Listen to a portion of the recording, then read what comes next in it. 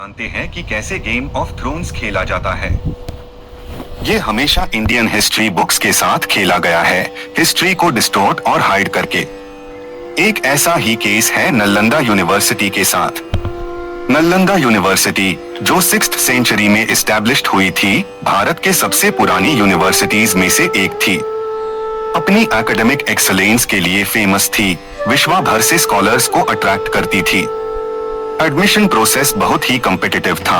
एक rigorous entrance exam से सिर्फ विद्वानों को ही इधर दाखिला मिलती थी।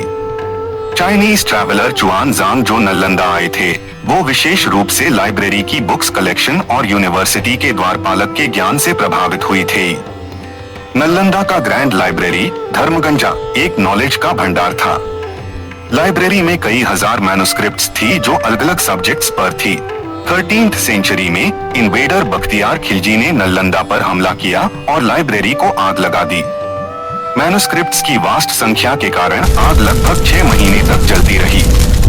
ये ट्रैजिक घटना नालंदा के अंत का आरंभ थी, एक महान नॉलेज और विजडम का नुकसान, और इस तरह से इन्वेडर्स ने नॉलेज का गेम खेला ताकि हमारी पहचान बदल सके।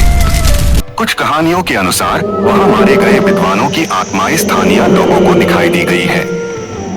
लोकल विलेजर्स और विजिटर्स ने रात में भयानक दृश्य और अजीब साउंड्स रिपोर्ट किए हैं। एक विशेष रूप से चिलिंग कहानी में एक ब्रिटिश आर्कियोलॉजिस्ट जो अर्ली 20th सेंचुरी में आए थे, उन्होंने एक स्पेक्ट्रल फिगर को ट्रेडिशनल स्कॉलर्स रोब्स में देखा, जो उन्हें एक छिपे हुई मैन्युस्क्रिप्ट्स के भंडार तक ले गया। यहाँ पर आर्कियोलॉजिकल डिपार्टमेंट ने सीक्रेट टनल्स की खोज की है, जो कि नालंदा के नीचे पाए गए हैं, जो शायद एस्केप राउट्स हो सकते हैं। कुछ लोग का यह भी मानना है कि यहाँ अभी भी ट्रेजर्स या रहस्यमय पुस्तकें छुपाए गए हैं।